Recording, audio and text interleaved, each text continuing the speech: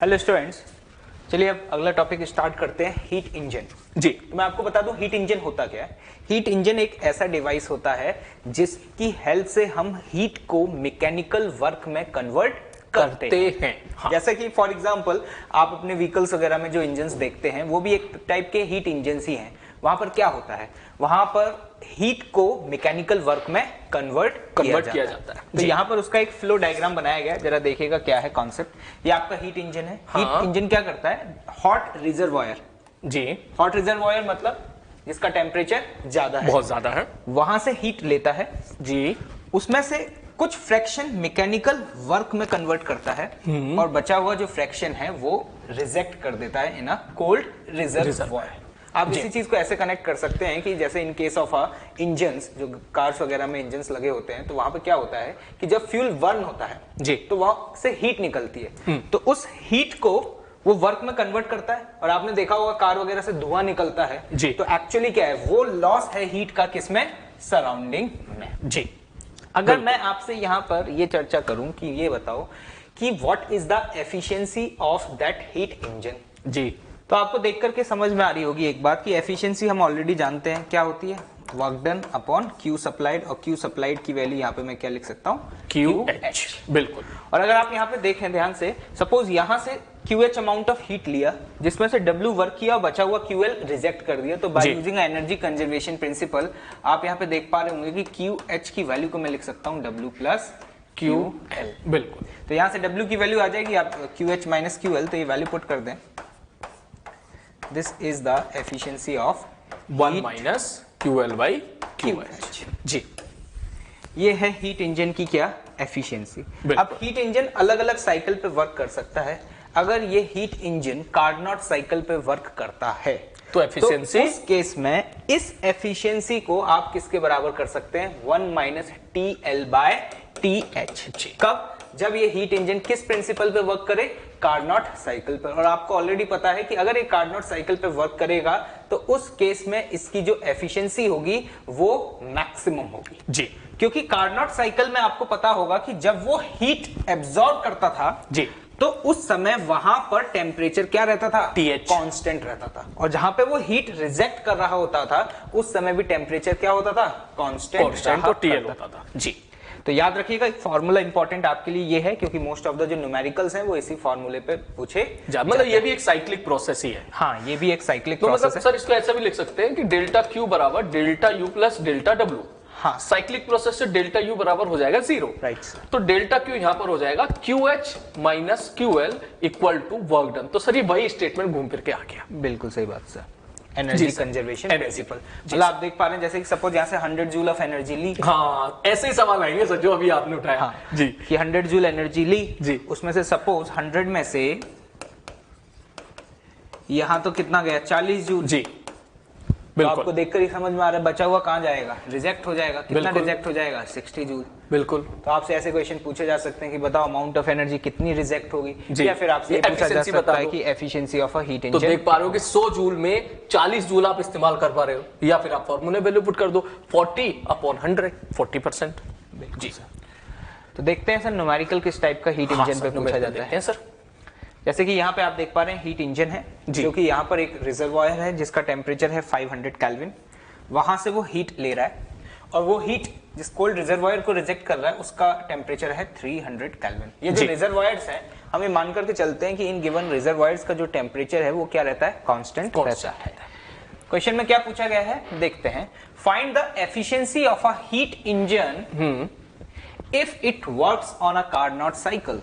जी, बहुत आसान क्वेश्चन हो गया, अभी हमने ऑलरेडी फॉर्मूला देखा ही था। अगर ये कार्नोट साइकिल पे वर्क कर रहा है तो हम एफिशिएंसी लिख सकते हैं 1 minus TL low temperature upon high temperature. बिल्कुल। और ध्यान से दोनों केल्विन में है इसलिए कोई दिक्कत नहीं। अगर डिग्री सेल्सियस में दिया होता तो केल्विन में कन्वर्ट करना ना भूलें। तो आप ये बोल सकते हैं एफिशिएंसी 0.4, या अगर इसे परसेंटेज में कन्वर्ट करेंगे तो आप बोल सकते हैं दिस इज 40%। जी सर। अगला पार्ट क्या है, work done by the gas. अब ये कैसे कैलकुलेट करें, जरा ध्यान से देखिएगा। आपको ये बताया गया है कि वो जो हीट जी ले रहा है, हाँ, वो 100 जूल दिया हुआ जी, है। तो आपको यहाँ से एफिशिएंसी ऑलरेडी पता चल गई है जी। तो आप यहाँ पे ये फॉर्मूला ये वाला फॉर्मूला लगा दीजिए, एफिशिएंसी बराबर work done upon Q supplied. Right sir. तो एफिशिएंसी होगी देखो 0.4, वर्क डन आपसे पूछा जा रहा है और टोटल जो ऊष्मा सप्लाइड की गई है वो कितनी है 100। तो वर्क डन आ जाएगा 40 जूल। 40। तो यहाँ पे इसका आंसर हो जाएगा 40 जूल। बिल्कुल। अमाउंट ऑफ हीट रिजेक्टेड, अब बहुत आसान हो गया, 100 लिया जिसमें से 40 इधर वर्क गया में तो कन्वर्ट हुआ 60 और बचा हुआ कहाँ चला गया 60। बहुत आसान क्वेश्चंस है, बस फॉर्मूला बेस्ड क्वेश्चन होते हैं, फॉर्मूला आपको याद रखना होगा। आगे बढ़े सर। हाँ सर। हाँ, next is the second law of thermodynamic. जी। आप फर्स्ट लॉ ऑफ थर्मोडायनेमिक्स के बारे में तो पढ़ चुके हैं। फर्स्ट लॉ ऑफ थर्मोडायनेमिक क्या था?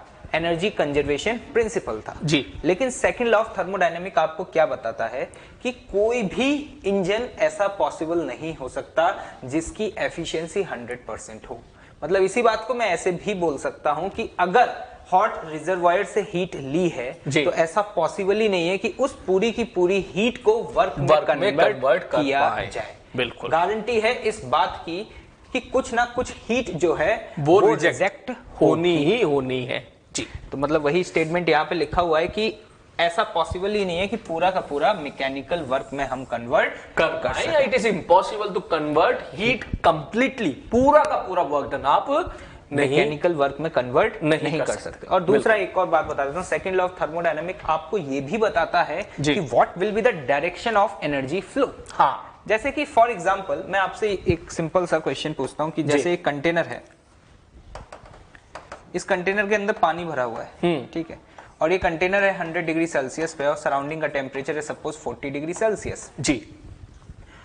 तो एक बात आपको पता है कि जो एनर्जी है वो यहां से यहां ट्रांसफर होगी high temperature to low temperature. बिल्कुल, ठीक है। यही जो बात है ना, ये बात बताई किसने? सेकंड लॉ ऑफ थर्मोडायनेमिक ने, कि जो एनर्जी के फ्लो का डायरेक्शन है ना वो हम अपने मन से डिसाइड नहीं कर सकते। मतलब ऐसा पॉसिबल नहीं हो सकता कि जो एनर्जी है वो यहां से यहां पे ट्रांसफर होने लग जाए और इसका टेम्परेचर बढ़ने लग जाए। जी, ठीक है। मतलब एनर्जी फ्लो का जो डायरेक्शन है ना वो हमेशा हाई टेम्परेचर से लो टेम्परेचर ही स्पॉन्टेनियस होगा, लो से हाई टेम्परेचर स्पॉन्टेनियस अपने आप नहीं होगा हो सकता। जैसे कि आपने यहां पे देखा कि जो हीट इंजन था जी, ये हीट इंजन तभी वर्क कर पा रहा है जब आपने यहाँ पर एक रिजर्वायर 500 केल्विन पे लिया और एक 300 केल्विन पर, और यहाँ से यहाँ एनर्जी का ट्रांसफर हो रहा है। जी। अगर आप ये सोचें कि ये रिजर्वायर कुछ इस तरीके से वर्क कर ले कि यहाँ से 60 जूल एनर्जी ले ले, जी, ठीक है, और फिर उसे इसमें कन्वर्ट कर दे, तो वो अपने आप पॉसिबल नहीं है, खुद से नहीं होगा। बिल्कुल सही बात। कि मतलब हम ये कह सकते हैं कि जो एनर्जी फ्लो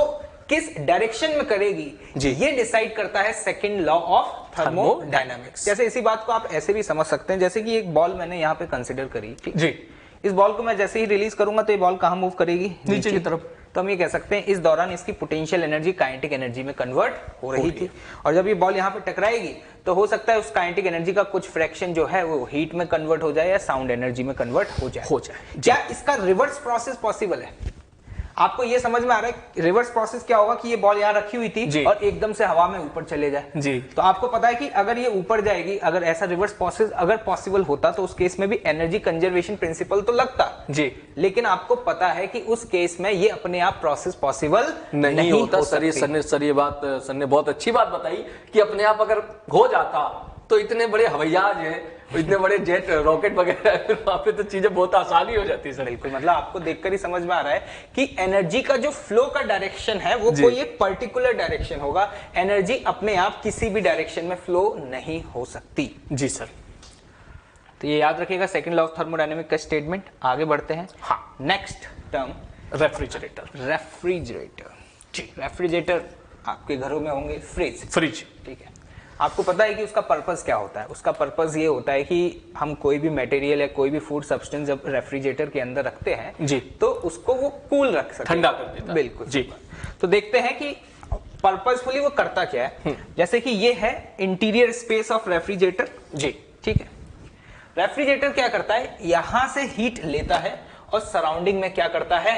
रिजेक्ट करता है। मतलब आपने देखा होगा जनरली आजकल तो ऐसे रेफ्रिजरेटर नहीं आते, पुराने समय में जो रेफ्रिजरेटर्स आया करते थे उनमें ऐसे पीछे ऐसे कॉइल्स बनी होती थी इस तरीके के, उनके पीछे भी अगर आप जाओगे तो आपको थोड़ी गर्मी का एहसास होगा। और आजकल के जो रेफ्रिजरेटर्स हैं उनको भी अगर आप देखोगे तो साइड में अगर आप टच करोगे तो आपको थोड़ा सा हॉटनेस फील होगा, है ना? बिल्कुल। तो एक्चुअली रेफ्रिजरेटर कर क्या रहा है? रेफ्रिजरेटर अंदर से हीट एक्सट्रैक्ट कर रहा है और बाहर भेज रहा है जी। और आपको एक बात पता है कि अंदर का जो टेम्परेचर है वो कम होगा जी, और बाहर का जो टेम्परेचर है सराउंडिंग का, जहां पे वो हीट रिजेक्ट कर रहा है, वो ज्यादा होगा। अब मैं आपसे एक सवाल पूछूं, क्या ये प्रोसेस अपने आप हो सकती है? जैसे फॉर एग्जांपल आप घर में फ्रिज लेकर आए, आपने रख दिया जी, ठीक है, आपने कोई स्विच वगैरह कहीं कनेक्ट नहीं किया और आपने कोई भी फूड आइटम उसके अंदर रख दिया, क्या वो रेफ्रिजरेटर थोड़ी देर बाद उसे ठंडा कर देगा? नहीं करेगा। तो इसका मतलब ये हुआ सर कि ये हमको दिख गया कि ये काम अपने आप तो नहीं होगा, इसका मतलब मुझे बाहर से कुछ ना कुछ करना पड़ेगा। बिल्कुल सही बात है। मतलब हाँ, बाहर से मतलब इलेक्ट्रिसिटी तो देनी पड़ेगी, स्विच में तो वो जो है लगाना ही पड़ेगा, पावर सप्लाई तो देनी पड़ेगी तभी हमारा जो फ्रिज है वो काम करेगा। बिल्कुल सही बात बताई सर ने। जैसा कि आप देख पा रहे हैं कि लो टेम्परेचर से हाई टेम्परेचर की तरफ जी, ये प्रोसेस अपने आप स्पॉन्टेनियस नहीं हो सकती और अगर आप कराना चाहते हैं तो यहां पर किसी एक्सटर्नल सोर्स को वर्क करना पड़ेगा, जो कि इस केस में रेफ्रिजरेटर के केस में कौन करता है? इलेक्ट्रिसिटी। जब आप स्विच से कनेक्ट करते हैं तो कुछ बैटरीज वगैरह कुछ इंटरनल सिस्टम ऐसा होता होगा जो यहां से हीट एक्सट्रैक्ट कर रहा होगा और सराउंडिंग में भेज मतलब ये वर्क डन वही है जो हम बाहर से वर्क डन कर रहे हैं, in the form of electricity के थ्रू हम वहां पे कर रहे हैं। और सर ये जो प्रोसेस है मुझे टोटली अपोजिट दिख रहा है हीट इंजन के। हाँ, ये सही रिवर्स दिख रहा है एकदम, वहां के एरो भी इसमें उल्टे उल्टे बने हुए हैं। बिल्कुल सही बात बताई। जैसे कि अगर आप इन एरोज को उल्टा कर देंगे जी, तो आपको ये बिल्कुल हीट इंजन ही दिखाई देने लगेगा। बिल्कुल। हीट इंजन में क्या होता था? हमें मैकेनिकल वर्क मिलता था, लेकिन यहां पर हमें वर्क करना पड़ रहा है क्योंकि हमें जो हीट फ्लो करानी है वो कोल्ड रिजर्वायर से हॉट रिजर्वायर की तरफ करानी है। अगर हीट इंजन का डायग्राम भी हम देखें तो आप देखिएगा, पिछले डायग्राम में हमने देखा था इधर टीएस था, इधर टीएल था और बीच में जो था हमारा हीट इंजन था। तो यहां से इधर ऊष्मा आई जिसका कुछ पार्ट उसने वर्क डन में दे दिया और कुछ पार्ट जो है नीचे की तरफ सिंक की तरफ उसने भेज दिया। तो इनके एरो को रिवर्स कर दें तो हमें यही मिल जाएगा। बिल्कुल सही बात है जी सर।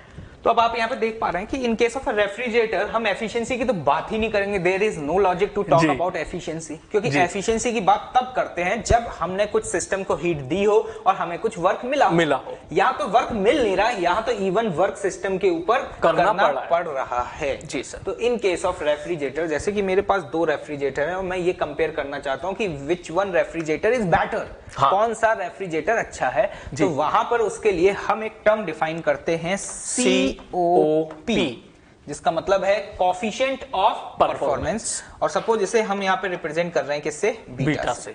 अब देखना COP को कैसे डिफाइन किया गया। एक बात बताओ मुझे, इन केस ऑफ अ रेफ्रिजरेटर आपका पर्पस क्या है? आप सराउंडिंग को गर्म रखना चाहते हैं या इसे ठंडा रखना चाहते हैं? फ्रिज को ठंडा रखना चाहते हैं, बिल्कुल। हाँ जी। तो इसका मतलब ये है कि हमें इसको ठंडा रखना है जी। तो एक अच्छा रेफ्रिजरेटर कौन सा होगा? एक अच्छा रेफ्रिजरेटर वो होगा जिसके लिए QL का वैल्यू हाई हो फॉर अ गिवन W, मतलब बिजली का बिल कम आए और फ्रीजिंग अच्छा बिल्कुल। तो ऐसा जो रेफ्रिजरेटर होगा उसको हम कह सकते हैं कि वो अच्छा रेफ्रिजरेटर मतलब होगा। W कम, जितना कम हो उतना ज्यादा अच्छा है, उतना ज्यादा अच्छा है ना, क्योंकि W जितना कम होगा मतलब उतना कम काम करने में हमको ज्यादा काम मिल गया एक तरह से, है ना। और ये वाला टर्म जितना ज्यादा होगा उतना और ज्यादा अच्छा है कि और ज्यादा अच्छे से ठंडा करेगा। बिल्कुल। तो आपको पता है पर्पस क्या है? QL ज्यादा से ज्यादा हो जी, ठीक, और W कम से कम। जी सर। तो this is the COP, coefficient of performance of a refrigerator. अगर आपको कंपेयर करना है 2 रेफ्रिजरेटर का तो उसके लिए आप ये गिवन वैल्यू कैलकुलेट करें क्योंकि आपको पता है W की वैल्यू जितनी कम होगी आपका इलेक्ट्रिसिटी का बिल जो है वो उतना ही कम आएगा, उतना कम आपको एनर्जी देनी पड़ रही है। और आजकल आपने देखा होगा जो रेफ्रिजरेटर्स आते हैं उस पर रेटिंग्स लिखी होती है, 4 स्टार रेटिंग, 5 स्टार रेटिंग। वो एक्चुअली क्या बताता है? आप जितनी अच्छी रेटिंग की तरफ मूव करते हैं उतना रेफ्रिजरेटर का जो COP है वो उतना ही बेटर होता चला जाता है। तो अब देखिएगा ध्यान से, यहाँ पे QL अपॉन W। अब यहाँ पर इस एक्सप्रेशन में देखें, यहां से एनर्जी मिली W, यहां से एनर्जी मिली QL और बाहर निकली कितनी? QH। तो अगर मैं एनर्जी कंजर्वेशन लगाऊं तो आपको देख करके समझ में आ रहा होगा QL प्लस W की जो वैल्यू है वो किसके बराबर है? QH के बराबर। तो यहां पे मैं W की वैल्यू को क्या लिख सकता हूं? QH minus QL। तो इसी वैल्यू को मैं यहां पे लिख सकता हूं QL upon QH minus QL। जी, this is the COP of refrigerator. इस फॉर्मूले को आपको रखना है याद। जी, अब देखिएगा ध्यान से, जैसे कि आपने देखा था हीट इंजन की जो एफिशिएंसी है, सपोज वो ईटा है, अगर उस हीट इंजन को हम रिवर्स कर देते हैं तो वो रेफ्रिजरेटर बन जाता है। और रेफ्रिजरेटर का जो COP था जी, जिसे हम बीटा से रिप्रेजेंट कर रहे थे, वो अभी हमने देखा थोड़ी देर पहले, वो वैल्यू क्या थी, QL अपॉन W। बिल्कुल। तो कभी कभी इस टाइप के प्रॉब्लम्स पूछ लिए जाते हैं कि आपको हीट इंजन का एफिशिएंसी दिया हुआ है, हाँ। और ये बोला जाए कि अगर वो heat engine as a refrigerator अगर वर्क करे, मतलब उस साइकिल को हम रिवर्स कर दें, तो उसका COP क्या होगा। जी, तो अब आप यहां से देखिएगा, आप देख पा रहे हैं ये क्या है, QL अपॉन W। ठीक है, आप यहाँ पे W की वैल्यू को क्या लिख सकते हैं। जी सर, मैं QL की वैल्यू को लिख सकता हूँ सर, ये हो जाएगा QH minus W, right sir, upon W। बिल्कुल सर, है ना, हम इसको ऐसे लिख सकते हैं, QH अपॉन W माइनस 1। और अगर हम देखें ये वाला जो टर्म है, इसको हम पहले डिफाइन कर चुके हैं, यहां से आ जाएगा 1 अपॉन ईटा, क्योंकि आपको पता है efficiency of a heat engine जो हुआ करती थी वो क्या हुआ करती थी, W upon heat supplied, that is QH। जी, उस टर्म को हम ईटा लिख सकते हैं, 1 अपॉन ईटा। तो यहाँ पर हम देख सकते हैं कि coefficient of performance of refrigerator जो होगा वो क्या हो जाएगा, 1 अपॉन ईटा माइनस 1। ये फॉर्मूला आपको याद रखना है, कैसे आया कोई मतलब नहीं है, लेकिन ये फॉर्मूला आपको याद रखना है, क्योंकि सवाल कभी सर इसमें आएंगे तो डायरेक्टली इस फॉर्मूले पर बेस्ड ही होंगे, पूछे जाएंगे। क्योंकि क्वेश्चन जनरली ऐसे भी पूछ सकता है कि सपोज हीट इंजन की एफिशिएंसी आपको दे दी जी, अब आपको बोल दिया गया कि वो जो हीट इंजन है ना, वो उसके रिवर्स साइकिल पे वर्क कर रहा है जी, और आपको पता है हीट इंजन को अगर रिवर्स कर देंगे तो that will be a refrigerator. बिल्कुल। तो उस गिवन रेफ्रिजरेटर का COP क्या होगा, तो अगर आपको फॉर्मूला याद है तो आप वैल्यू पुट करके डायरेक्टली कैलकुलेट कर सकते हैं। जी, चलिए सर आगे बढ़े सर। हाँ सर, आगे बढ़ते हैं sir. Now the next is heat pump. जी, ये भी एक तरह का डिवाइस है। हीट पंप का पर्पस क्या होता है वो मैं आपको बता दे। जैसे कि रेफ्रिजरेटर का जो पर्पस था वो ये था कि हम इंटीरियर स्पेस को, रेफ्रिजरेटर के अंदर का जो इंटीरियर स्पेस था उसको कूल रखना चाहते थे। जी, जो हीट पंप है उसका पर्पस ये होता है कि हम अपने इंटीरियर स्पेस का जो टेम्परेचर है ना वो हाई रखना चाहते हैं। जी, तो ये कहाँ पे यूज करते हैं, तो मैं आपको बताऊं कि ऐसी लोकेशंस होती हैं, जैसे सर हम बात कर रहे हैं लेह लद्दाख वगैरह हाँ, की, जहाँ ब्लोअर होते हैं, हाँ, गरम गरम हवा फेंकता है वो, बिल्कुल सही बात। तो वहां पर आपने देखा होगा कि जो सराउंडिंग का टेम्परेचर होता है वो नेगेटिव में होता है, इवन -20 डिग्री सेल्सियस, लेकिन वहां पे सर्वाइव करने के लिए हमें रूम का टेम्परेचर नॉर्मल रखना होता है। तो वहां पे नॉर्मल टेम्परेचर रखने के लिए वहां पे हम हीट पंप्स का यूज करते हैं। तो वो हीट पंप क्या करता है जरा ध्यान से देखिएगा। ये है सराउंडिंग जी, और सराउंडिंग आपको पता है ऑलरेडी कोल्ड होगा क्योंकि सराउंडिंग का टेम्परेचर बहुत कम है जी। ये है interior space of a room जी, जिसको गर्म रखना है। हाँ जी, तो हमारा मेन पर्पस ये है कि अगर इसको गर्म कर रखना है तो यहाँ पे हमें लगातार एनर्जी सप्लाई करनी पड़ेगी जी। अब आपको पता है यहां से यहां एनर्जी अपने आप तो नहीं आ सकती जी, क्योंकि ये हम चर्चा पहले भी कर चुके हैं। अगर हमें कोल्ड रिजर्वायर से हॉट रिजर्वायर तक हीट पहुंचानी है तो अब हमें यहाँ पर क्या करना पड़ेगा, वैसे ही जैसे रेफ्रिजरेटर में हमने एक एक्सटर्नल सोर्स कनेक्ट किया था जो कि यहाँ पे हीट सप्लाई कर रहा था। आप खास बात ऑब्जर्व कर पा रहे होंगे कि जो ये फ्लो डायग्राम बना है, ये फ्लो डायग्राम बिल्कुल एज इट इज वैसा ही है जैसा कि रेफ्रिजरेटर का था जी सर। लेकिन रेफ्रिजरेटर के केस में हमारा पर्पस क्या था कि हम इस स्पेस को कूल रखना चाहते थे, लेकिन हीट पंप के केस में हमारा पर्पस क्या है कि हम जो जो रूम है उसको गर्म करना चाहते हैं और वो ऑलरेडी पहले से ही ठंडा है जी। तो अगर हीट पंप का आपसे COP पूछ लिया जाए, that is the coefficient of performance जी, तो एक बात बताओ आपका पर्पस क्या है, इसको ठंडा रखना है या इसको गर्म रखना? इसको ज्यादा से ज्यादा करना और इसको कम रखना। मतलब हम ये कह सकते हैं एक अच्छा हीट पंप वो होगा जिसका QH का value per unit work done क्या हो, ज्यादा हो। तो हम ये कह सकते हैं जैसे रेफ्रिजरेटर में आपने लिखा था QL अपॉन W जी, तो इन case of a heat pump हम कह सकते हैं जो COP होगा वो क्या होगा, QH अपॉन W। कम से कम W में ज्यादा से ज्यादा QH मिल जाए, मतलब जो हमारा डिजायर्ड इफेक्ट है ना वो चेंज हो गया है। हाँ, इन case of a heat pump हम हॉट मतलब हम जो रूम है उसे क्या रखना चाहते हैं, हाई टेम्परेचर पे रखना चाहते हैं। जी सर। वही बात जैसा भी हमने कन्वर्जन देखा था सीओपी और ईटा में, हाँ। अगर वही कन्वर्जन यहाँ पे पूछ लिया जाए कि अगर ये हीट इंजन होता जी और उसकी एफिशिएंसी ईटा होती जी, तो इन case of a heat pump उसका कोफिशिएंट ऑफ परफॉर्मेंस और ईटा में क्या रिलेशन होगा। तो आप देख पा रहे हैं ये रिलेशन बहुत आसान है, QH/W लिखा हुआ है जी, और आप जानते हैं QH/W की वैल्यू को सीधे ईटा के बराबर कर सकते हैं। जी सर। आई होप कि ये बात आपको समझ में आ गई होगी। यहाँ अगले हमने सारे फॉर्मूले को एक साथ लिया है, आप इसको नोट्स पे लिख लीजिएगा और इसको अच्छे से याद कर लीजिएगा, रट्टा मार लीजिएगा, क्योंकि इस पर बेस्ड सवाल डायरेक्ट फॉर्मूला बेस से आएंगे। बिल्कुल सर, और हम सर चर्चा भी कर चुके हैं, मेंस का टॉपिक है, मेंस का टॉपिक है, सही बात। मेंस में मोस्ट ऑफ द क्वेश्चन जो पूछे जाते हैं ना वो फॉर्मूला बेस्ड न्यूमेरिकल्स होते हैं जी। ये अगर आपको फॉर्मूला याद है तो न्यूमेरिकल्स अगर आपको सॉल्व करने हैं बस वैल्यूज को सब्स्टिट्यूट करो, आप क्वेश्चन सॉल्व कर सकते हैं। तो अभी तक जो हमने चर्चा करी उसको हमने फाइनली कंक्लूड करके फॉर्मूले के टर्म्स में यहाँ पे लिख दिया है। जी सर। चलिए सर आगे बढ़े। हाँ सर आगे बढ़ते हैं सर।